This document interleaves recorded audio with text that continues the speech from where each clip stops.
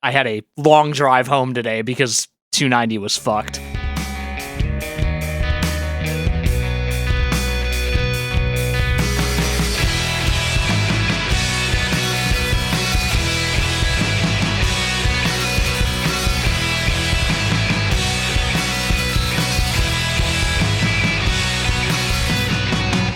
Welcome to Noise Floor, a podcast about discographies through the lens of our favorite artists. My name is Matt Kistler. And I'm Troy Sennett. And this week we're not doing any of that because it's the end of the year. Well, it's the end of the year as we record this. It's the new year as you're hearing this.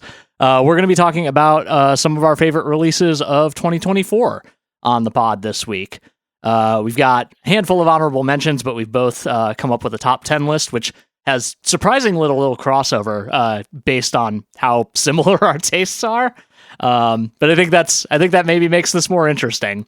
So yeah, we're gonna just give the rundown a little bit here, but just kind of in general, wanted to talk about kind of the year in music and otherwise. Tell me about some highlights, Troy.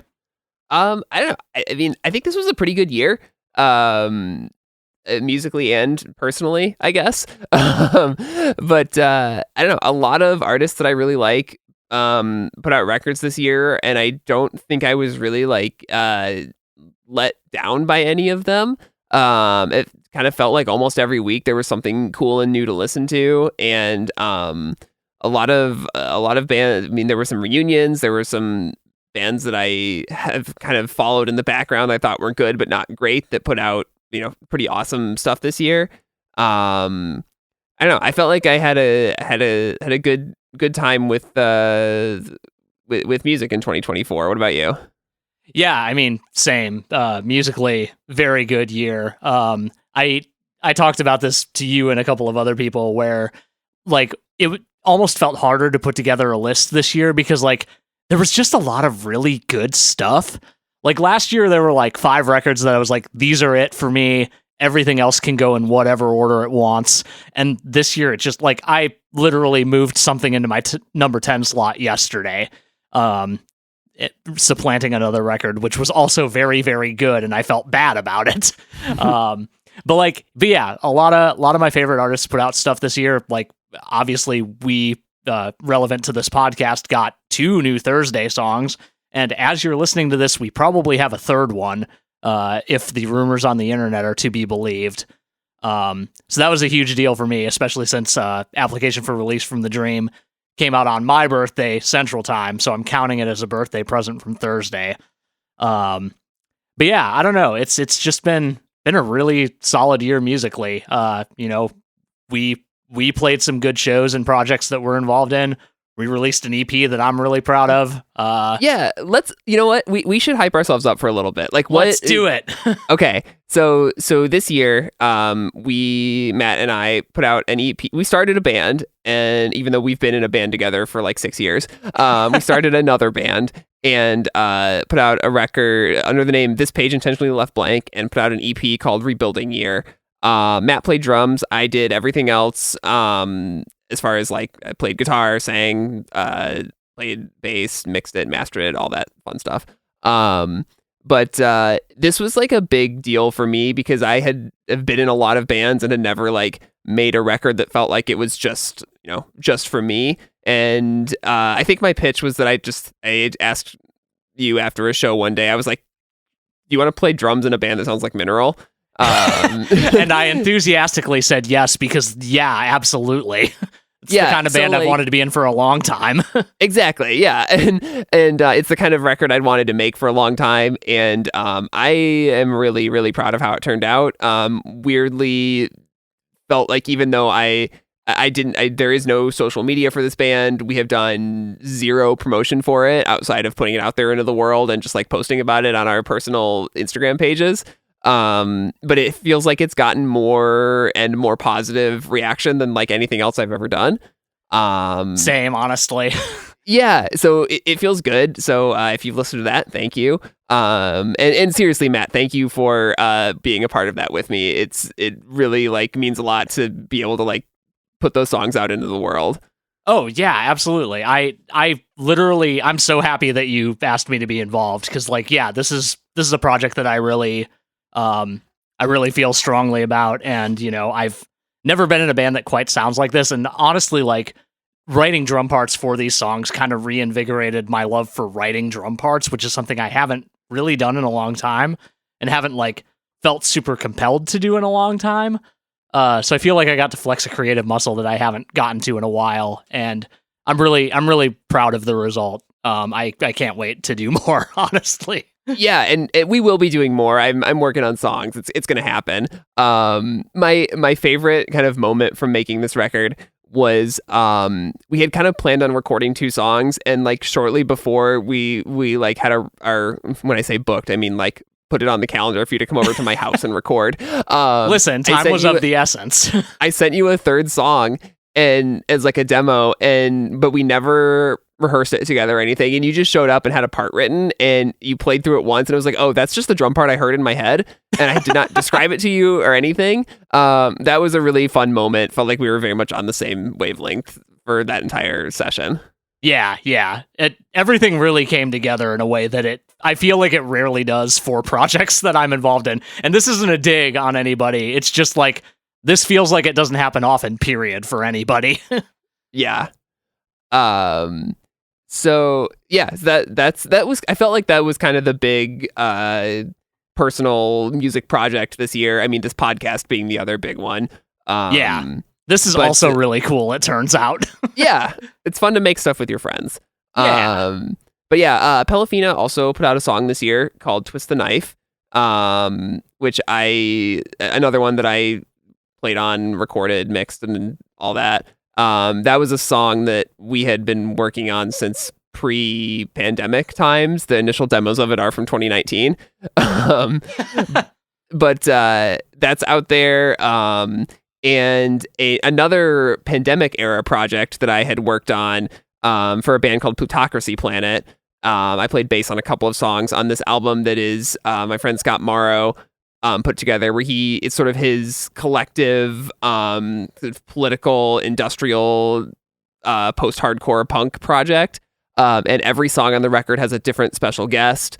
So I played on a couple of those. That was really fun to be involved in. I had kind of almost forgotten that I was on it until it was like he started hyping it up again this year. I was like, oh, cool, you actually used my parts. That's awesome. It is the first time I've ever had my music on vinyl, which is quite cool. That is very cool. Labels, if you're listening, please press This Page Intentionally Left Blanks EP on vinyl. It will fit on a 7-inch. Please and thank you. We really enjoy making tapes on our own, but it would be way cooler to have a 7-inch. Yeah.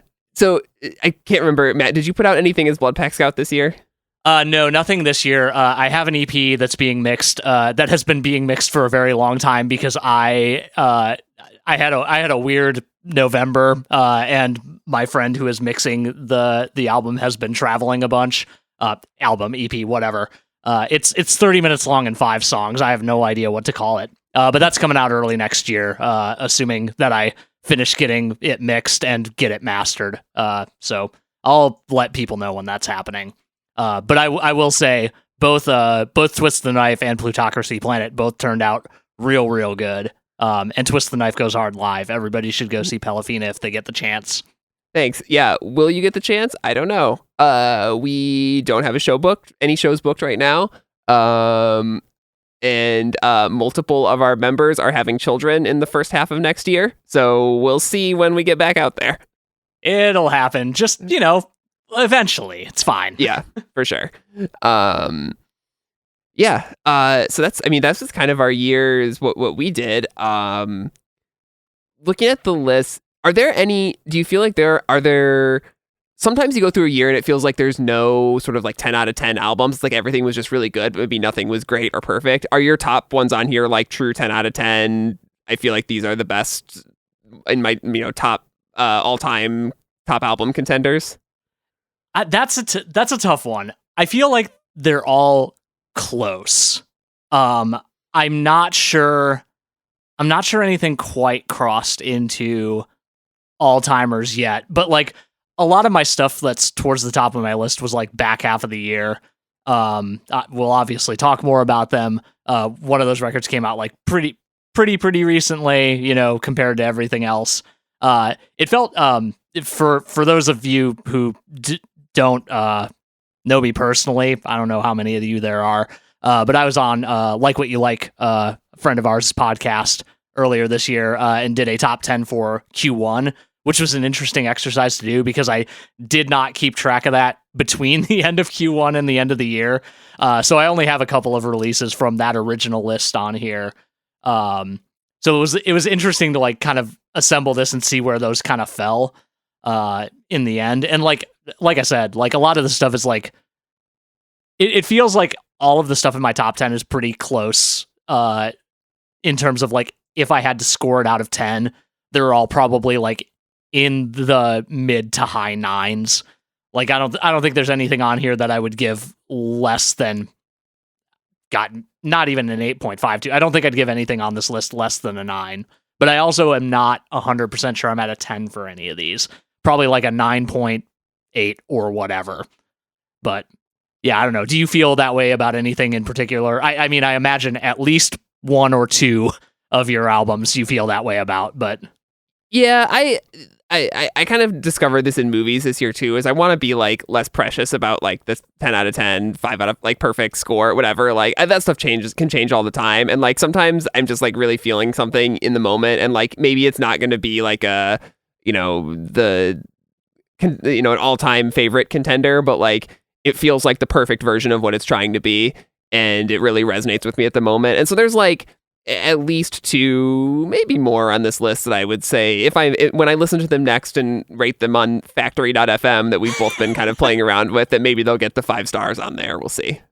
Yeah. I mean, if we're looking at it that way, like it feels like it gets what it's going for and it's a really good version of that. Like then there's a lot of things on here that I would put in kind of that echelon. In fact, I would say most of this stuff falls into that category. Especially my number one, which I think is a record that is both cool in concept and execution, which is, we'll talk about it a little more, but it's an interesting one from that perspective. Yeah, I don't know if I have anything else before I wanted to ask, we started talking about this earlier and I was like, oops, we're doing the podcast while just like driving to a show. So is your list like largely aligned with your, like if you look back at your last FM or your like top albums, kind of what you listen to the most, or do you kind of have a like do you feel like you might listen to something once and feel like, ooh, that's an important album or a really significant album that should rank highly on this, even if it's not something I went back to much during the year? I definitely think I lean more towards the latter. There are albums that I definitely listen to a lot more than others this year, and a lot of those records didn't come out this year.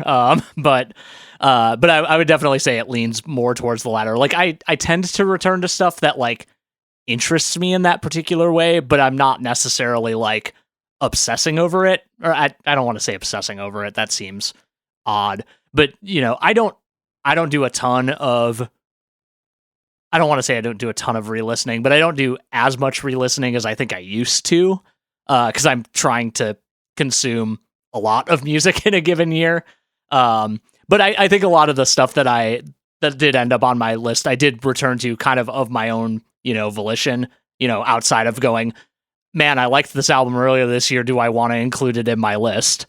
So see, a little bit from column A, a little bit from column B. Where do you feel like you land on that spectrum? I swung way back to like this list is almost in the order of my top listened albums for this year, with some exception, but not that much. Nice. It's I don't know.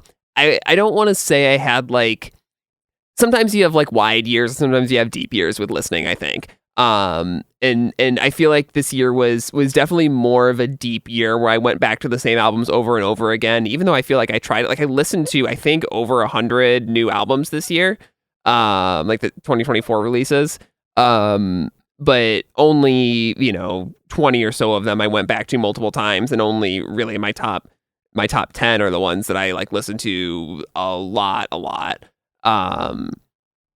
But yeah, I don't know. I used to be I'll look back at my old lists and I used to be like, oh, this album, I listened to it once and I think it really is going to matter to me in the future, or it really feels like it should be on a list like this. And then I look back, it's like, oh, I've listened to the album since 2016 or whatever year.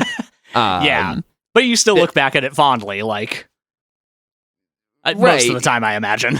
Yeah. Or sometimes I look back and I'm like, I don't know I don't remember this band. Right. Yeah. I think we were talking about this earlier because we had a similar experience in 2015 with Julian Baker's Sprained Ankle, where like we both listened to it very late in the year and it just immediately like shot close to the top of our collective lists. Oh, yeah. I came home from church on Christmas Eve, listened to the Julian Baker record, and immediately put it like very high on my end of the year list. Yeah, I was on another podcast a while ago called Sight Unseen, and I had seen Julian Baker's name floating around a bunch, and I was like, I should probably give this a listen before I put together a list. And it was like, I think 7 or 6 after literally one listen. Yeah. Let's see. Did you have a worst album of the year? I did not ask you this in advance. Is there anything you listened to that you deeply hated and want to shout out? I honestly don't think I do. My friend Allison sent me the new Rebecca Black single the other day, and it rips. Okay. So, yeah, if you haven't listened to the new Rebecca Black songs, she's good. You should check that out.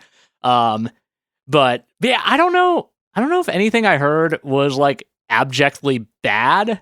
Yeah, I don't know. There was some stuff that like what I tend to end up like, I've mentioned this before, but I volunteer at a radio station, so I hear a lot of stuff, especially a lot of like local stuff. And some of it I'm like, I understand why we are putting this like through the station, but it's not for me. But I don't know. None of that stuff stood out as like bad by any stretch of the imagination. But yeah, I'm sure I heard something that was a stinker. I just don't remember it at this point. No, that's fine. I was just the question occurred to me. I don't know that I have anything either. There's certainly albums that came out this year that I think got a lot of attention or are popular, and I was quite let down by. But we don't need to spend time on that. We should get to the good stuff. Yeah, totally. All right. Let's do our list. You want to kick it off with your number 10? Yeah, I will go ahead and do that. So at number 10, I like I said, this got added in, not added. It was on my honorable mentions, like quite literally at the top, and then it had a parenthetical next to it saying this might be number 10 after I gave it another listen, and then it became number 10. It is Foxing's self-titled album that came out earlier this year on Grand Paradise, which is Foxing's label. This band is like, I have a long-standing relationship with this band. I've liked them since the Albatross. The one time I saw them live before last year was on the tour for that album. And then I did not see them again until they played an anniversary tour for it, which is wild because they've put out a bunch of really good albums between then and now. I just wasn't seeing them for some reason. But yeah, like, obviously their last album, Nearer My God, was really, really good. And kind of out there, I guess. Not out there, but like a little unexpected for me, I guess. But this album, like, kind of proves that this band like knows how to surprise people, in that like there are songs on this album that just sound like they came from The Armed, which is a band that I didn't think anybody could quite reach the heights of. And that's very impressive to me on its own, but like just the musical and emotional range of this album, while still feeling like it all comes together into this cohesive package, is really cool to me. And we'll talk about this later with an album on your list, but I always find it very interesting when a band is kind of like mid-career and then they decide to do a self-titled album, because it really feels like a statement. And I think the kind of breadth of what is covered on Foxing is really exemplary of what this band is great at. Like, we've got an 8-minute long lead single, which is like, well, it might be closer to 9 minutes, with Greyhound. There are just straight up screaming songs that, like I said, kind of are The Armed adjacent. And then you have songs that make you want to sob in your driver's seat, but you can't because you're driving, such as like Cleaning, a song about pet loss, which is probably applicable to, regular loss too, but like there's some specific allusions to like cleaning up hair off of your carpet and not wanting to do that because you want to cling to the memory of who you've lost. And that song is a rough hang. And also just like very sonically weird. But yeah, I don't know. This album really, really hits for me. And kind of really reinvigorated my love for this band, which I'd always kind of held on to, but I feel like they really did something special here. Yeah, I agree. I think I had kind of a similar relationship to Foxing as you. I saw them, or no, I didn't see them. I bought the Albatross before it came out from Keith from Count Lucky Stars at an Empire show around that time. So like I was like early on the Albatross, and I think they've kind of I've been not necessarily in and out. Like I think every Foxing record is really good, but maybe they don't all grab me the way that this new one did. This just barely missed making my list. I think this album is pretty impressive. I know that I texted you the word screamo jump scare during my first listen. Yes. But yeah, I think this is a pretty impressive album, and it's something I will certainly go back to a lot in the future. I think it kind of it synthesizes all of the like trends of emo of the last like decade or so, and spits them all out in a unique way that not really anyone else is doing right now. So good pick. Yeah, I'm pretty happy with this one, even though it almost didn't make the list. Yeah. Yeah. So my number 10 is Forever by Charlie Bliss. This is the album that I was maybe most worried about hating in the build up to it. Over the past year-ish or so, I really, really love the last Charlie Bliss album, which, wow, I cannot remember what it's called. I'm also drawing a blank. I'm sorry, everybody. Young Enough, from 2019. I think that album is awesome. I still listen to it quite a lot. But the singles that they released between the two albums over the past couple of years, I think have been like from fine down to like basically unlistenable. Just a surprising descent for a band that I really, really loved. And this album is awesome. The singles are not on the album, and that was the right choice, because this is like just like they're back at their most like infectious, synthesizer driven, chant along, jump around pop music. I really love this record. I'm very jealous that you got to see them this year, and I haven't seen them in a long time. Yeah, this album didn't make my list, but frankly, it could have. It's just wall to wall bangers. And yeah, seeing them at Bottom Lounge was probably, I have not made a list of best shows of the year, but it's at least top 10, if not top 5. Helped by the fact that they closed out with a cover of I'm Not Okay, which was a wild pull. But yeah, what a great band. The Charlie Bliss rules so hard. Yeah, they're awesome. All right. Yeah, go for it. All right. So my number 9 is a non-American band, and I think the only non-American. Oh, that's not true. I guess one of my other picks is not from America. But my number 9 is Mdou Mokhtar's Funeral for Justice. Mdou Mokhtar is a guitarist from the Sahara area. I'm blanking on where specifically he is from, and I'm so sorry, everybody. But basically, kind of came to people's attention through a compilation called Music from Saharan Cell Phones, which kind of collects songs that have been going around on WhatsApp, which is a way that folks abroad discover music that I don't think really is a thing that people in America do quite as much. But it's it's an easy way to share like clips of music and stuff like that. But he got signed to Matador a while ago for like American distribution. I think that's kind of the only way his music gets out there now.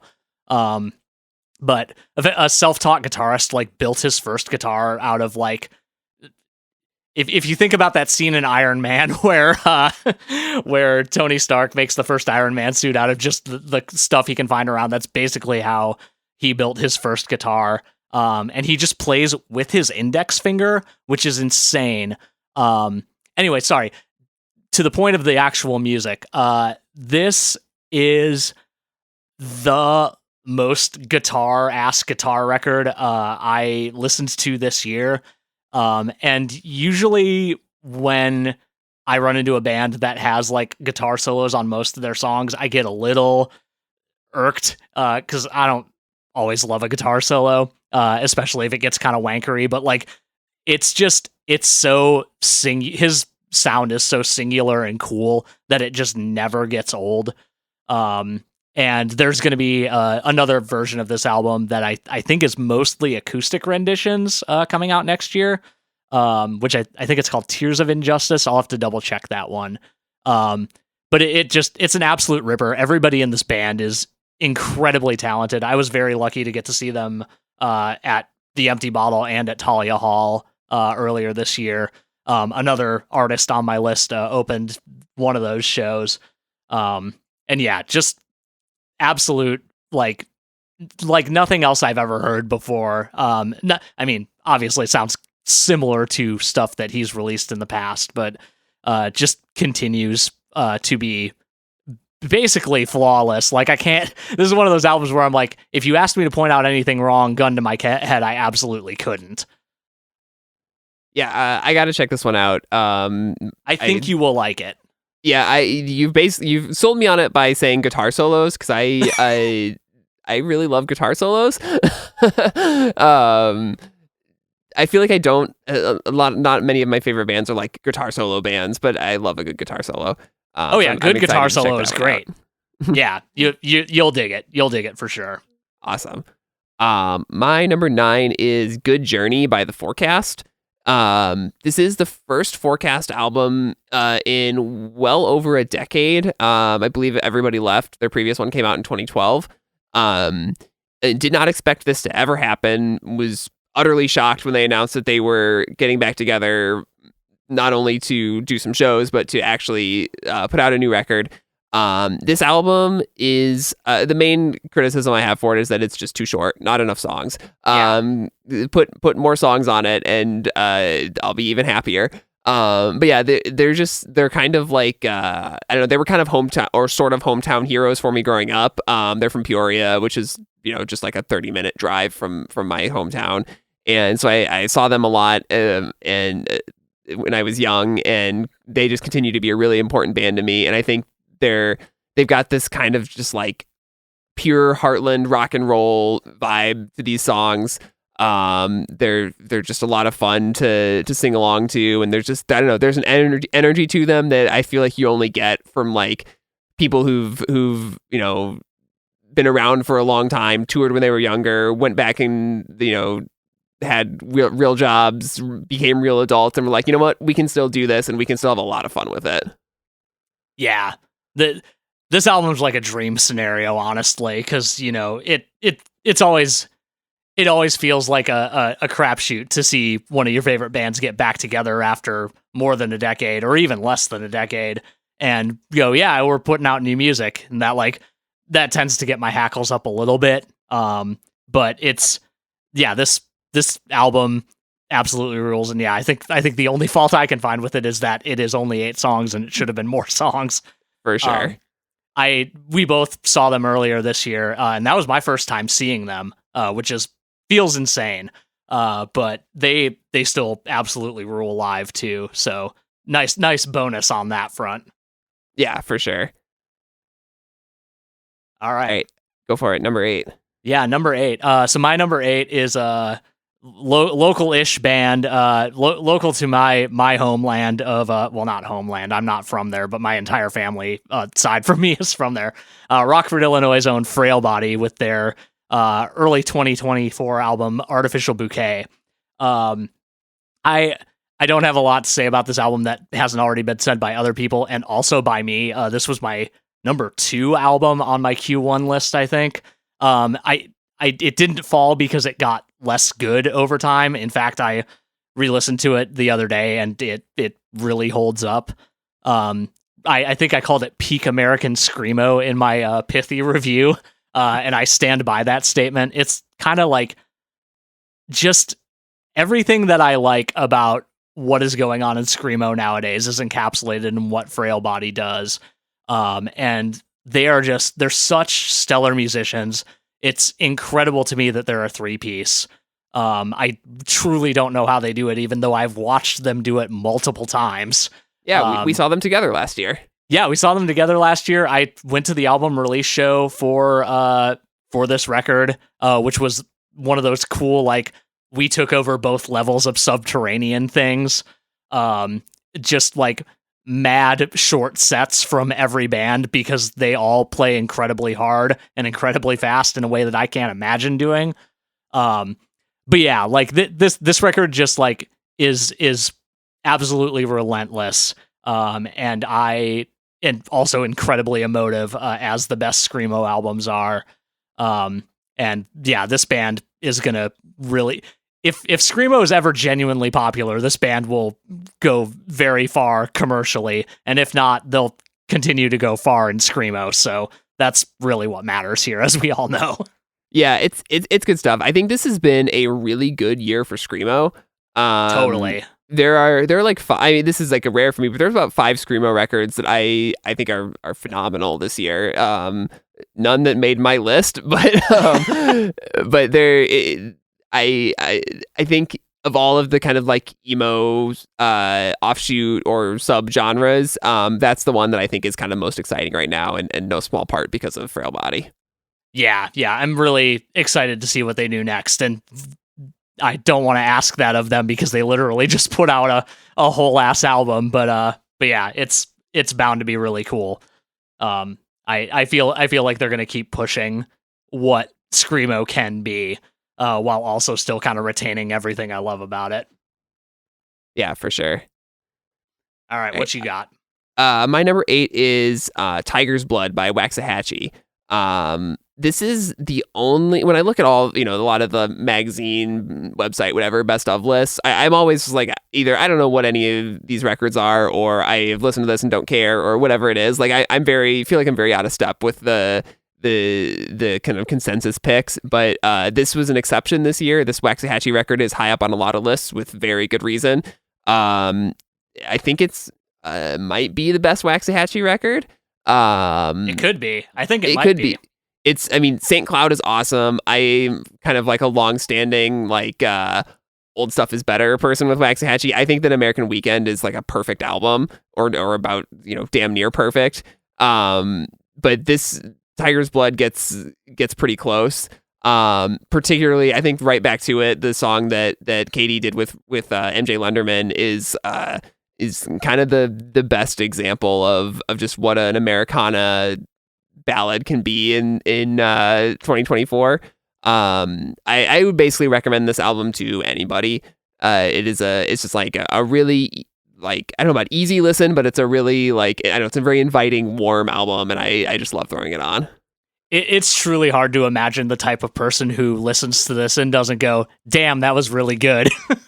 Yeah. Oh, her Tiny Desk session recently is amazing too. Oh, I haven't watched that yet. That's awesome. Yeah, I think I'm gonna say this about pretty much all of your lists, but this didn't make my list, but it's so good. It really is like quintessential like modern Americana, and like the fact that we have this collaboration with MJ Lenderman, they're 2 peas in a pod in a lot of ways. But MJ Lenderman also put out a very good album this year that is on neither of our lists as far as I know. Yeah, that's not even on our honorable mentions, but that's one that I like. I feel like I need to spend more time with it to kind of like get what he's doing. But like every time when I had it on and I kind of my ears perk, I was like, ooh, that's a cool thing that's going on there. But I just, I guess to my own shame, did not really spend enough time with that one to feel like I could list it. Yeah, same. Really, exactly same. All right. What's your number 7? All right, so my number 7 is by Chicago expat Tasha. The album is called All This and So Much More. Came out earlier this year on Bayonet Records. Tasha is probably most well known at this point for being part of the Illinois stage musical cast. She was one of the featured vocalists and guitarists, both in the Chicago and Broadway runs of that show. But and the Sufjan influence definitely comes through in her music, especially through kind of the way she approaches song arrangements. It's not quite, on the fully blown out like orchestral tip that Sufjan is often on, but it takes a lot of the same vibes, I would say. She's just a very there's nobody quite like her, I would say, and maybe there's a bunch, but nobody that I've heard that's quite like her. She just has this really incredibly expressive voice, makes this very gentle but very impactful music, and just like the arrangements on this record are so thoughtful. Everything feels like I really loved her last record. Tell Me What You Miss the Most, and I feel like this album is like at least a small step up in almost every way. So I really dig this record a lot, and I'm looking forward to spending more time with it as time goes on here. I don't think it's gonna leave rotation for a while. Yeah, I got nothing to add to this one. I have not heard it yet, but it's going on my list. Good. You're gonna like it. I can guarantee that one. Awesome. At number 7 for me is All Hell by Los Campesinos. Los Campesinos is just like quietly one of the best bands around. I think they, their albums range from the kind of early like twee stuff to, I think, just like the masterpiece of indie rock and Romance Is Boring, to like later in their career, they low key put out the best Taking Back Sunday album ever, with 6 Scenes. And seriously, just listen to the what was the single of 6 Scenes called? I broke up in Amarante. That song is like a Taking Back Sunday song, but so much better than Taking Back Sunday has ever been. Beautiful. But All Hell is like it's kind of one of those things where I feel like they took every element of their sound and refined it and did like the best version of it on this record. It's kind of a dark record, but it's also an inviting one, and it's an album that I think has been like kind of weirdly comforting in the wake of the political situation this year. They're a band that is about community and about like helping out people around you, and I think that their lyrics are about that, and I think the ethos, the way they run their band, is about that. And I don't know, they're one of those bands that I feel very happy to be a fan of them. I'm glad there's a band out there like that in the world, and I hope they keep going forever. Yeah, and at this rate, it kind of seems like they're gonna. So I'm grateful for that. Yeah, this record rules. I just didn't get to spend enough time. I say didn't get to. I'm sure I could have made different choices in life that would have led me to spending more time with it, but I didn't. And now here I am without it on my list. But it's really, really, really good. Los Campesinos continues to be, quietly one of the best bands out there. Yeah, it's good stuff. All right, what's your number 6? So number 6 for me is probably no surprise to anybody who's talked to me in the last 3 years, but it's Sentiment by Claire Rousey. Claire Rousey is a kind of hard to pin down artist at this point. She is referred to by a lot of people as Music Concrete's only superstar, which there's a ceiling on how popular an artist like that can get, but she talked about this in a recent newsletter, so I don't feel weird saying that. Just kind of being like I guess we call them niche micro celebrity at this point. But but she in the past has made just really cool music that centers around found sound and field recordings and stuff like that. Her album, Softer. God, why am I blanking on the name of this album that I have right behind me, but I can't get right now because my headphone cable's too short. Softer Focus is the name of the record. I knew I'd get there eventually. That was how I was introduced to her, and that leans a little more ambient than kind of the more esoteric stuff that she's put out. But she this year put out Sentiment, which is she's kind of been billing herself recently as emo ambient. Anybody who's seen me out in a t-shirt that says that, it's a Claire Rousey t-shirt. But she kind of brought in a lot more guitar on this record than usual, and made a heavier focus on kind of auto-tuned sung vocals rather than you know, kind of the more kind of spoken word that she's kind of established herself with as kind of her vocal signature. And I think she does it to great effect. This really bridges a gap between, well, for lack of a better way of putting it, emo and ambient. And I don't really think anybody out there is doing anything quite like it. I saw her earlier this year at Sleeping Village, and the way that was kind of synthesized in a live setting, because like a lot of this stuff is like kind of improvised or aleatoric in some way. So she toured to a bunch of different cities, would invite local musicians to play with her.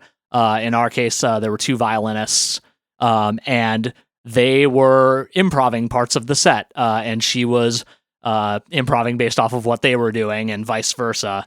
And it was just a really, really cool thing to get to see from an album that was kind of born out of a process like that. So yeah, if you're into either emo or ambient, I would recommend checking this album out. It might be a little too much in one direction for you if you're super into either genre, but I think if you approach it with an open mind, you'll find something to really love about it. Yeah, that sounds awesome. Another one that I will be checking out. Yeah. She's one of my favorite artists doing it right now, like incredibly prolific too on top of that, which is one of those things that I'm like, that could be me if I had more discipline, but I don't. So but yeah, what do we got from you for number 6? My number 6 is the self-titled album by Bleachers. It's great. This is another entry in the band I have loved for a long time, and in this case, artist I have loved through 3 bands now. Just puts out another great album, and I listen to it a lot. I think there's been no shortage of like consternation over Jack Antonoff's role as like producer and in multiple Taylor Swift albums and many other like mega pop stars. Also the new Kendrick Lamar record. Like he feels like he's got his hands in every corner of the music industry right now. And some people can't stand stuff that he touches. I will defend him as a producer in general, and I think very specifically on this album. I think he found a way to kind of marry the like low key synth driven thing that he has been doing with Taylor Swift recently and with a lot of other artists with his style of songwriting, which I think in the last couple Bleachers albums there's been some hit or miss moments, but I think it all comes together really well on this one. I think the songwriting it's kind of top notch again. I think it's a great headphones album. It's just it's a really really engrossing listen, and just very much an album about New York, an album about just I don't know. I like following Jack on all the tangents that he goes through on this album. Yeah, and again, like kind of harkening back to the thing with Foxing, like it feels like it earns the name Bleachers. It feels like we've really arrived at like, this is what Jack Antonoff wants to do with this project. And like maybe that won't always be true, but it really does feel like it at the moment, and I really think that's awesome.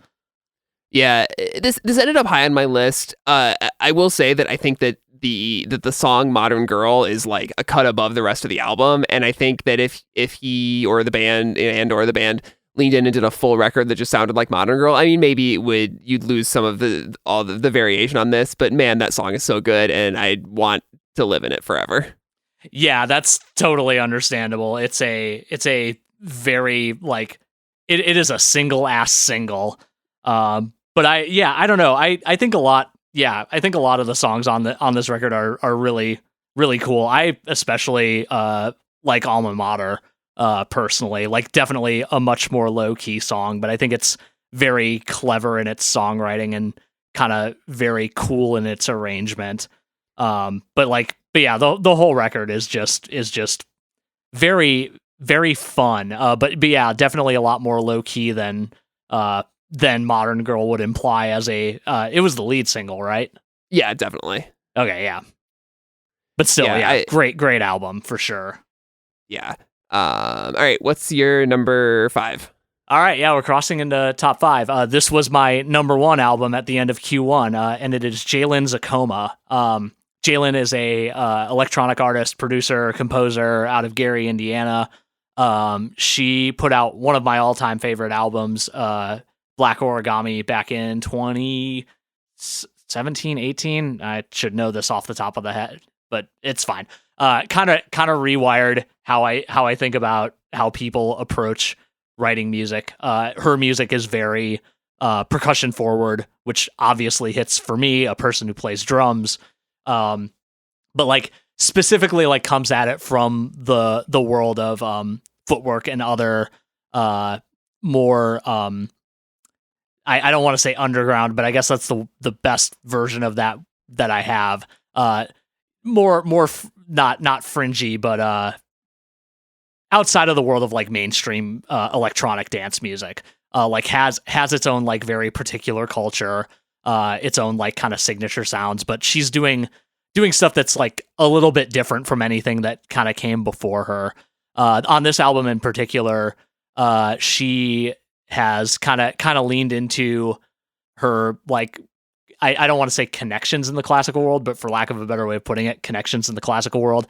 There's a song on this record that features the Kronos Quartet. There's a song on this record that features Philip Glass himself. And yeah, it's I'm not sure that I like it as much as I like Black Origami, but like that broke through my consciousness in a way that I don't think most other albums can replicate. But like it really does stand on its own. And it feels like a very cool progression from what she's done so far. And I'm interested to see like kind of what parts of what she's trying out on this record she leans into going into the future here. Cause I saw her live last year and, the live set is very different from like what's been going on here. So I feel like she's got her hands in a lot of places here, and it's all very, very cool. But yeah, this record still holds up even after like kind of putting it on a pedestal almost literally earlier this year. Yeah, that's also another one that sounds awesome. I have not listened to yet and will be listening to. All right. So what's your number 5? Number 5 for me is Feeling Not Found by Origami Angel. Maybe the most like exciting young band in like emo and pop punk right now. I mean, and they have been for 5 or so years since Somewhere City came out, or maybe even before that if you were following the EPs. Just like the 2-piece band that makes the most music. Yeah, is kind of the best way to put it. Just these like just soaring, catchy pop punk songs paired with these kind of like these kind of quieter, really emotional moments. There's a couple of those on this album that I think work really well, particularly the opening track. This band just rules. I am continually impressed with them. Everything they put out, it feels like they've one upped themselves every time. And this album in particular, they went to Willia as a producer on this one. And I think he he or I don't know, he or they together, they push themselves into a slightly different vibe than they normally get, but it still feels like Origami Angel, and I think it might be their best work. Yeah, I feel like they're a band that understands, and like this sounds obvious, but this isn't a thing that every band has. They have this understanding of what makes them cool and a band that people want to listen to, and two, like it feels like they've got a grip on like what they want to do in a way that like a lot of other bands don't, and it kind of just makes them consistently put out like music that kind of pushes them in a different direction while also like retaining a lot of what people already loved about them and presumably what they already enjoyed about making music in the first place. Yeah, they're wild. The riffage that comes out of the second track after that intro is one of the biggest 180s of any record this year, I think. So good. It bangs. It's so cool. Yeah, Origami Angel is gonna be a band that's in the collective emo consciousness for many, many years to come, I'm sure. Yeah, absolutely. All right. Sorry, go ahead. Oh no, I was just gonna say, like you said, they've really made a name for themselves in an incredibly short amount of time, all told. Like, it's very cool. All right. What's your number 4? So my number 4 is In Waves by Jamie XX. For anybody who wasn't in college in the late 2000s, the XX was a I believe they were once referred to as a hipster makeout band. They made this really cool, like, low-key electronic music. It was Jamie XX, that's the tie-in here. Romy, who is, I believe, his literal sister, and Oliver Sim. And they just made this, like, very cool, smooth, very, like, I don't want to say listenable because that sounds weird. But like, just like, you could throw it on anytime and feel like you're in the right place. They were really cool, or really good at just crafting songs that you kind of wanted to live in. That band broke up, and each of them has kind of gone on to have very cool solo careers. Jamie last put out a full length in 2017, I want to say. It was a very long time ago. It was called In Color. And that was one of my favorite albums of that year for sure. But I feel like In Waves really steps it up on kind of all fronts. All the songs are incredibly catchy, like super, super dancey. Like, literally, if you listen to this album and aren't at least bobbing your head, like you're doing something wrong. But also the features on this album are incredible. There's a song with Robin. There's a song where the XX just gets back together because it's literally him, Romy, and Oliver Sim. There's a song with the Avalanches on this record. Just like a really cool collection of songs. Pretty much all of them have gotten stuck in my head at one point or another. But he played at Pitchfork this year, and I think he was one of those people that people were like, I'm not sure I understand why they're headlining, but like, his set was just immaculate. A super great way to close out the festival.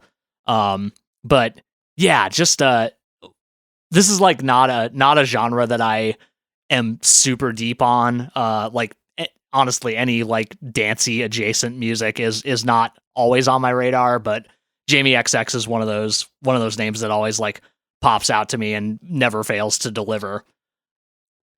Awesome. Yeah, I really liked that XX record many years ago and just have not followed Jamie's career since then. But yeah, I'll be checking this one out as well. Yeah, and if you enjoy this one, Romy put out a record last year that was also incredibly good. Awesome. All right, so we're at a spot here where we are at our mutual record, and I think it works out because it's my number 3 and your number 4. The one bit of overlap that we have is "You Won't Go Before You're Supposed To" by Knocked Loose. All right, you have it on your list first, so you go ahead. This is like the heaviest, most brutal, but also most inventive and innovative hardcore album that I've heard in a long time. I think it's clear that this band is kind of leading the charge of like this massive hardcore renaissance that's going on right now. I mean, them and Turnstile, but like, I mean, Knocked Loose is the one who put out a record this year. They're the one who played on Kimmel, Fallon, one of the late night shows. Like, I don't know, it's an exciting moment in hardcore, and it's cool that like a young band that people seem to really like and kids looking up to, and I don't know, it's good to have like a kind of a leader of that genre movement right now, and I think they're worthy of that.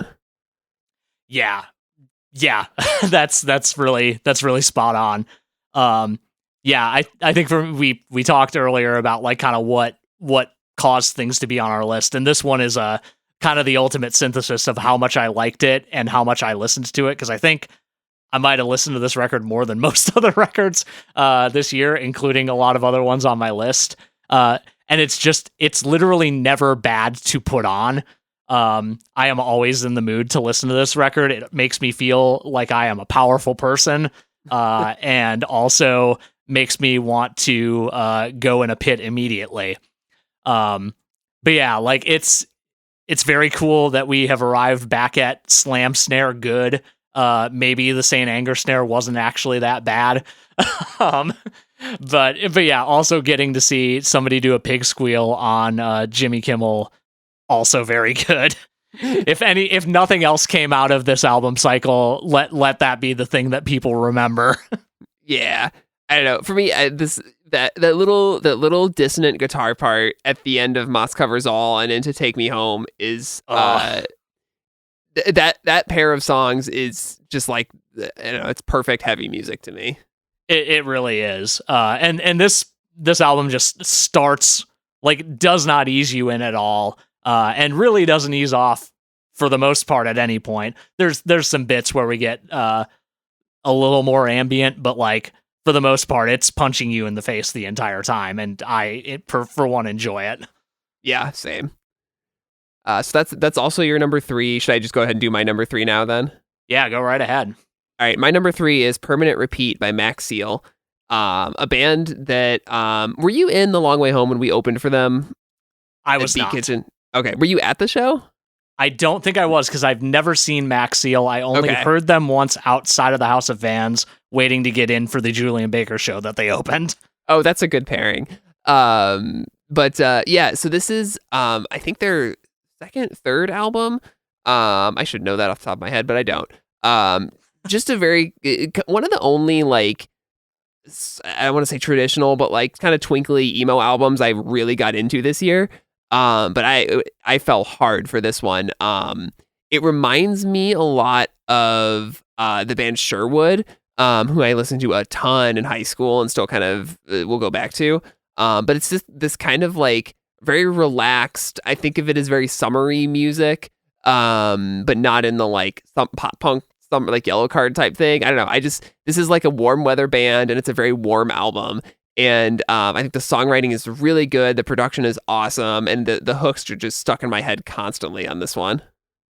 Yeah, so this is one of those albums on your list that I just somehow completely missed this year. I think I was aware of it. I just didn't listen to it until within the last week.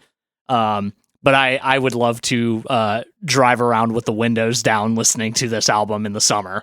I think that would be kind of perfect. Yeah, that's what I did this year. It was great. Hell yeah. Yeah, they just came through Chicago recently on tour with Origami Angel. I was not able to go, sadly. But I think they'll be back headlining next year. Almost assuredly. I will say that my one, like, aside from the fact that it's just a very good album, one of my big standouts was that song Dinner for Two, which is like vocals, acoustic guitar, and what sounds like a cheap Casio. I love that combination of things a whole lot. That I think that's the best song on the album. Okay. That's the one that I was listening. I was like, oh, this is just straight off of Sherwood's summer EP. Okay. And that was where I remember my first listen. I don't know, I had it on in the background while I was working or whatever, and then I remember my ears perked up and I was like, ooh, this is good. Yeah, absolutely. The closer goes really hard too. I love that song. Yes, it does. Also, Champagne Urbana shout out in the second song. So love that. How do you make an emo album without doing that is what I ask. That's true. That what is is a good everybody point. else doing? We at least mentioned Illinois on our EP, to be clear. We didn't mention Champaign-Urbana specifically, but you get it. It's fine. Yeah. All right. Give me your number 2. Oh boy. So my number 2 is Chat Pile's Cool World. I loved God's Country, and Cool World in a lot of ways is more of that, and is also like way more of that. Chat Pile, for people who don't know, I think most people know at this point what this band's deal is, but they are a heavy band. Some would call them a sludge band. I'm not sure that's quite accurate. Some would call them just a hardcore band. Also probably not accurate. But they are just incredibly heavy. I've said this before and I will say it again. They're a band that makes what, like, if you think about the sound of abject horror, and put that into a 4-piece band, that's what this band is. Like, you feel like you want to take a shower after listening to this band, and not necessarily because the lyrics are so, like, if you ever see this band live, you know that the lead singer, who goes by Reagan Bush, that is not actually his name, and if it is, I'm sorry. No, I think they all have stage names, but his is the standout one. He will just talk about B movies in general, but like specifically horror movies. Like I think he talked about Child's Play at both shows that I saw them at. One on the God's Country tour, once on this tour. And like, you can tell that like this is a person who like both appreciates the incredibly stylized horror of most horror movies, but also sees the actual horror that occurs in the world, and like is kind of able to synthesize the two into these incredibly like affecting songs. There's a 9-minute long song on their last album about Grimace appearing into your room because you took I don't remember if it's like you're on mushrooms or acid if you're listening to that song. But anyway, hallucinating Grimace being in your room. But like this album like really streamlines kind of a lot of what they were going for on that album, and to great effect, I think. The lead single just like immediately got me. It's also the first song on the album. It's called I Am Dog Now. There's a line on that song towards the end where it's just a refrain of "Remember, everyone bleeds," and it's just like, yeah, shit, man, you're right. Tell me more about that. And like there's stuff like that dotted all over this album, and I really think this band is like, they're still so early into their career in a lot of ways, and they've really like nailed a sound. And like, frankly, if they just keep doing something kind of like this for the rest of their time with us, that's fine, because they're doing it really well and nobody else is quite hitting what they're hitting. Yeah, I totally missed this one, to my shame. This is the last instance of me not doing my homework in this episode, so adding it to my list. All right, let's talk about another album we both definitely like, and I feel a little bad about not putting on my list here. Yeah, so my number 2 is In Lieu of Flowers by Aaron West and the Roaring Twenties. Aaron West is the sort of alter ego / solo, or increasingly less solo, more band project from Dan Campbell, vocalist of the Wonder Years.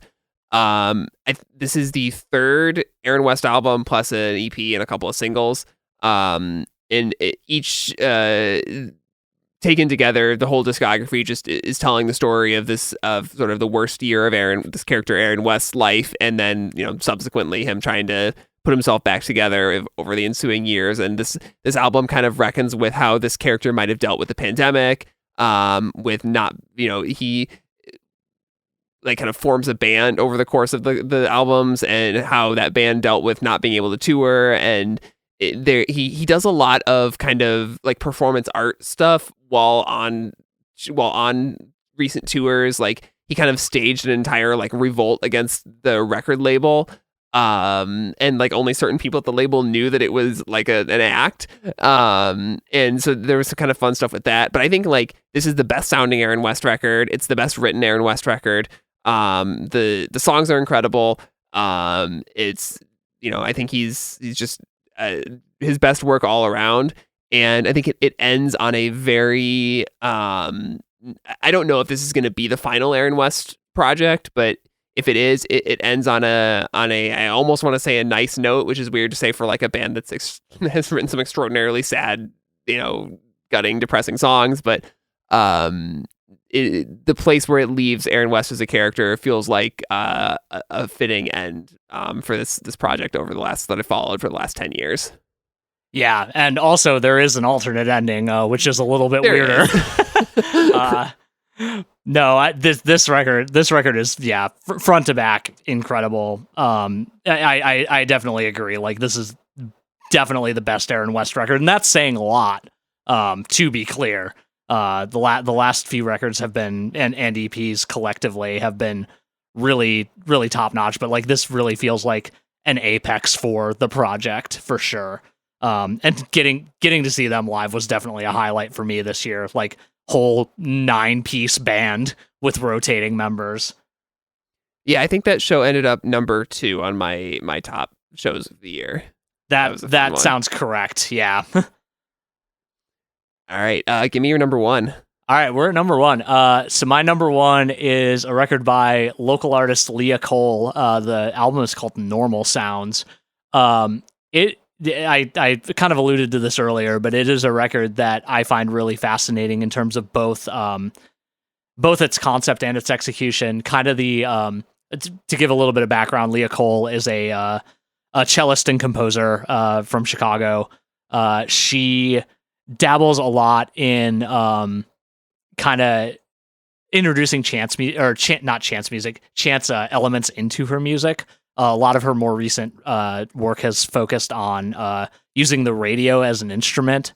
I saw her do a septet earlier this year where everybody had a radio and was using it at some point or another over the course of the piece. But this record actually kind of backs off of that kind of more recent exercise in favor of Leah was at the airport at one point. Opened up a fridge at like the Hudson News or whatever, and the hum of the fridge was like at a certain frequency, and she was like, this reminds me kind of the overtones of the cello, like what you can achieve with a cello. And she recorded that sound and then kind of went back and wrote a piece around it, along with, a couple of other found sounds. If you look at the track list of this record, literally all the song titles are just, here are the sounds that I recorded out in the world that these pieces are based around. So there are, I'm gonna pull up the actual song titles because I don't want to super butcher them. But the first one that was kind of led to the whole thing was Airport Fridge. Why is this not pulling up on? Thank you. Airport Fridge self-checkout. Airport Fridge self-checkout, which is literally what it sounds like. You will hear the little voice saying, "Thanks, see you again soon," that you hear at Target every time you go, like in that piece. But there's another one. This I alluded to in an earlier episode of Noise Floor, called Car Alarm Turn Signal, which features Ka Baird, which is very cool. And then there's a straight up car horns track which features one of my favorite saxophonists, Patrick Shirishi, who he's put out a lot of music recently. He put out a really great album earlier this year, maybe 2. I'm a little fuzzy on when one of them was released, but anyway, I think it's super cool to approach this record with a lot of people do field recording stuff, but I feel like this has such an intense focus on like what makes these sounds special, even though we encounter them in our everyday life and maybe don't think about them that way. Leah uses, the cello synthesizers and, a handful of other instruments to really kind of poke at like, what is musical about these sounds? How can we kind of reevaluate how we look at these, as the title implies, normal sounds? And I think does a really great job of kind of extracting that essence out of them, in a way that I don't feel, a lot. There are definitely experimental musicians who have done similar things, but I feel like this is a this is a high point in that kind of approach to writing music. Yeah, I listened to this today. I really really like this album. You kind of, I was going to ask you some questions about it, but you already answered all of them, I think, in your description of it. But I tend to find sort of ambient or experimental music more interesting in concept, and like what, if an album or whatever, a project was approached through some kind of like I'm more interested in kind of like the structural underpinnings of what people do with ambient or experimental music than I usually am in the music itself. But this album felt like it worked on both levels for me. Like it's very apparent just from looking at the track list, like what the project is. But also like the songs are just very engaging, and there's a lot of cool sounds going on. It's the found sound field recording stuff isn't like overbearing or like taken to an extreme. Like the music is just good. And it works as like, you can just put it on and listen to it, or you can really like, sink in with the headphones and pick apart what she's put into it. I think this album is quite impressive. Just like Brian Eno wanted. Yeah, I'm reminded of kind of talking about how sometimes this stuff is a little more interesting in concept than it is in execution, and I'm thinking about another album that I think kind of pulls off both. Have you ever listened to Ultimate Care 2 by Matmos? No, I have not. It is an album made entirely out of sounds from a washing machine. It rules. Okay. I'm not sure I like it as much as I like this record, but it's one of the first records that kind of grabbed me in that specific way of like, oh, this is an interesting concept, and also I like how it sounds. Yeah. But yeah, Leah Cole is probably one of my favorite artists doing things around the city right now. She's incredibly prolific, and I've seen her more times this year than I think any other artist. Okay. She plays in ensembles a lot, does a lot of like duo sets and stuff. But yeah, always cool stuff going on with her. So if you haven't heard of her before, keep your eye out for her. She's great. Cool. I like shouting out a local artist for your number one too. I did not do that. I feel very good about it. But I also feel very good about your number one pick here. Yeah, so number one for me is In the Good Light by Maxwell Stern. Max is the vocalist of the band Signals Midwest, who had my number one album a couple years ago. Max is just like, it has both in Signals and as a solo artist over the last 5 years has become like one of my favorite songwriters and musicians. His first solo album, Impossible Sum, was my favorite album of 2020. I think it is my favorite album of the decade so far. In that album I found like to be the most comforting, embracing, warm. I called it in my blog that year. I called it like putting on a warm hoodie. Yeah. And this album kind of feels similar to that. But I think he has. It's impossible for me to say if I think this one is better, but I think this one is a more accomplished album. It maybe hasn't had the time to sink in and mean as much to me yet as Impossible Sum, but it's my number one here. I listened to this album so much this year. It is I think it's hard to write. It's very hard to write an album of love songs if you're paying attention to the world right now. And I think he has found a way to do that feels honest and not like he's engaging with the world and not trying to shut out all the bad things, but still like, able to write about, and think about love in a way that is, I don't know. Is very like, it's nice to listen to, and it is also, I don't know, I think this record, his band sounds great, he sounds great. These songs are just awesome. Every single one, I find something every time I listen to it, I find something new to love about it. Yeah, this record really stands out. Like Maxwell's songwriting is like top notch and really in top form here. Like the lyrics are all bangers. Every single song, like you said, like it has something new to discover in it every time you listen to it. I hadn't listened to this album in a car until today, and when the saxophone hit on Collinwood, it was a real good moment for me personally. Yeah. But like, I really think the lyrics and vocals are one of the big standouts on this record. I think Max has a way with words that is maybe not unparalleled, but close to unparalleled. Saying the sunset, I might be misremembering how Ad for God goes, but it's the sunset looked like an ad for God. Yeah, that's such a good line. Yeah, I could never think of something like that. Not in a million years. And I did say I didn't have a Chicago artist on my number one, but Adam Beck of all Chicago bands does play drums on this album. That's true. Adam Beck of all Chicago bands does play on this record. And there's multiple mentions of Chicago in his music. And Rat Boys are featured on a song. Yep. Yeah. Julia's on this. I feel like there's someone else. Oh, Logan. What's his name? He's on this too. Who plays some horns. Oh, hell yeah. Yeah. I don't know. I just can't get enough of this record. I don't understand why he is not. I don't think I saw Impossible Sum on any end of the year list except for mine. I have not yet seen this one on any list except for mine. He's just the most underrated, and it's not like I'm just putting this up here because I want to like boost, more people. This is literally my favorite record of the year and my most listened to record of the year. No, and like it genuinely like is a standout. Like it's interesting to like see it on the same list as that Waxahachie record, but also at the same time I'm like, yeah, no, this is in league with that, a record that is showing up on every list this year, and rightfully so, to be clear.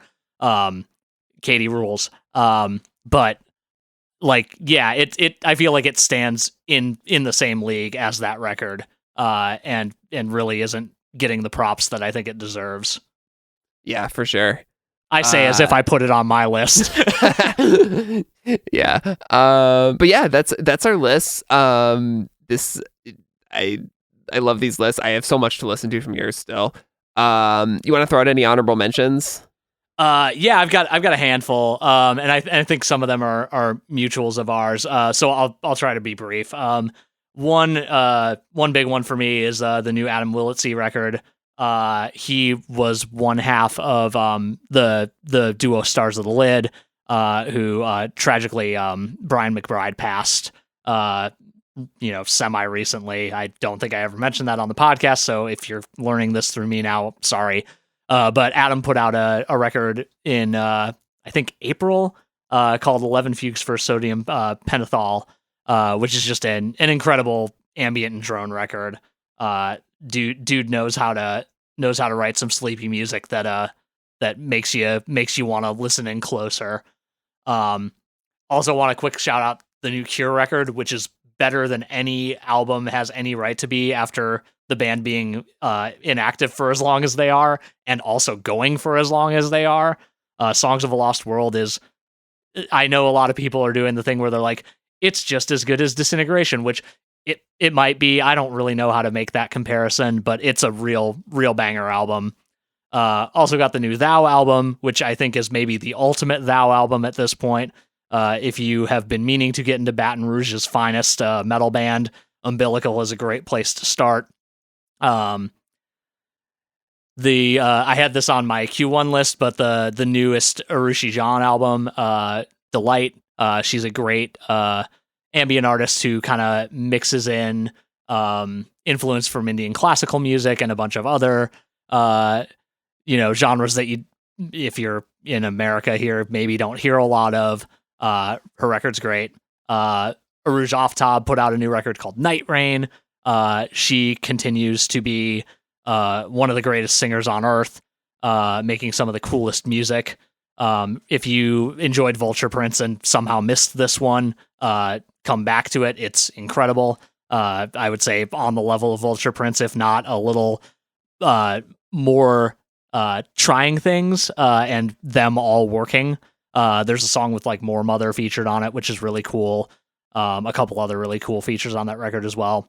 And then two more quick ones. Mannequin Pussy's I Got Heaven.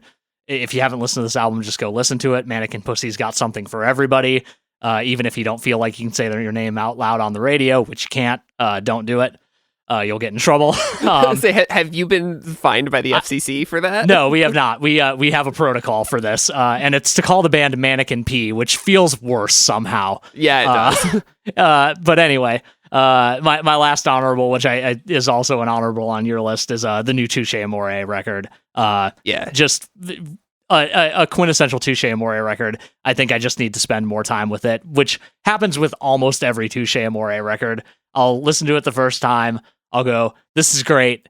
But this isn't grabbing me as much as insert last record here. And then like 3 months later, I'll be like, oh yeah, no, it turns out this is just as good as all of their other stuff. Totally. All right, that's it for me. What do you got? I'll jump from the Touche Amore. I'll say I did mention earlier, I think it's been a great year for Screamo. State Faults put out an awesome record this year. And then I would say Infant Island and Votive also put out great records this year. Oh god, yeah.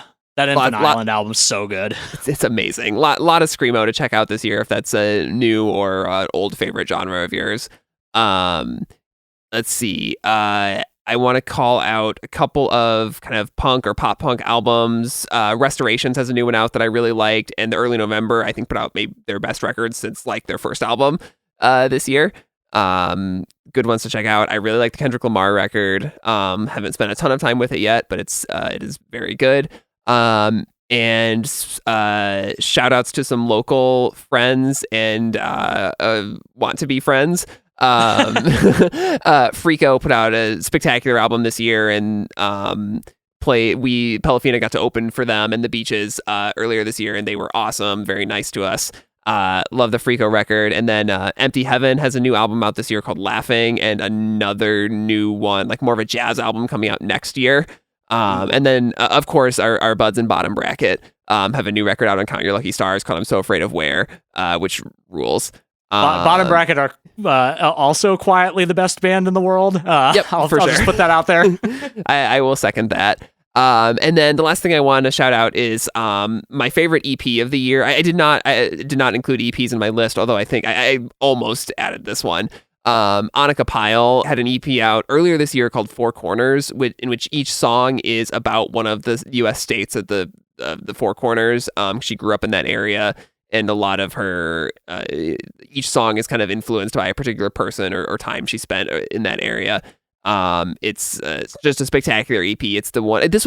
I'll say this was not a great year for EPs. I don't think I liked a few. I liked the Ninth Cage EP. I think we both have that on there. Yeah, but this was the one EP that really stood out to me this year, and I kept going back to. Yeah, I went back to the Bon Iver EP a bunch, and I think that's mostly it's in a lot of ways a return to form for him, but also feels fresh in a way. I'm also fully convinced that there's going to be an album. I don't think that he hypes up a 3-song digital only EP this much that you almost literally can't buy. I mean, you can get the files, but like, there's no physical format or anything. There's mysterious stuff up on his website. I'm pretty convinced that we're gonna hit early next year and have a new Bon Iver album based around these songs. Yeah, I think so too. Also, Please Tour. I want to see him play live. Oh my god, it's such a good time. I've seen him a few times, and he always delivers. Yeah, all right. That's 2024. You got any like most anticipated 2025 releases? Yeah.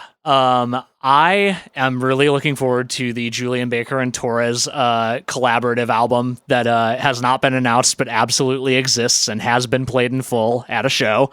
Yeah, I was gonna say I was looking at my upcoming to listen list. So I was like, I don't have that on here yet. Oh, it's because they don't have a release date yet.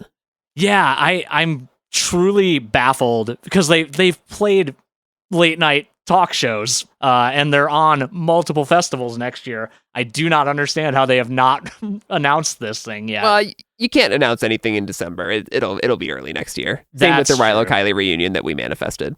Yes, 100%. Besides that, I'm looking forward to the new Horse Girl and Barty's Strange albums that come out on February 14th. That Ellis Dunes record is going to be cool. But there's also going to be a new Lucy Dacus record that has in no way, shape, or form been announced, but it's definitely happening. Yeah, my definitely happening, but not announced yet is the new Jimmy Eat World record that I'm sure I remain sure because I want to believe it'll happen next year. Stuff with release dates. Sweet Pill has an EP coming out. Empty Heaven has a new like kind of jazz collaborative record coming out. Very excited for the first new Doves record in like 15 years. Oh, dang, really? I didn't know that. That's February 14th, same day as the Bartiz record. Great. Love Valentine's Day. Yeah. The other big ones I've got the Anxious record, the singles have been great, and new Coheed and Cambria. So we can continue threatening to do a Coheed and Cambria series where we get deep into the graphic novels and stuff. I cannot wait to learn the lore for real this time. We'll see if that ever. I really want to do that. I think that would be fun. I think it would be very fun, and I fully back it. All right. Yeah. I mean, I think that's kind of it. We will be back next week, continuing our Rilo Kiley series. I believe next week is Execution of All Things. Is that right? That is correct. Cool. Yeah. So thanks for listening this year. I know we're only like 10 episodes into this thing as far as release goes. We've recorded a handful more, but yeah, I'm really looking forward to to keeping this podcast up. This has been really fun. Yeah. This has been great. This has legitimately been a highlight of my year. Has been doing this project here, and I'm really looking forward to continuing. Yeah, very very excited for y'all to hear about what one might argue is one of the best Rilo Kiley albums. Yeah, for sure. Cool. Happy New Year. Hope you played this year really loud sometime in the last day or so. And see you soon. See y'all soon.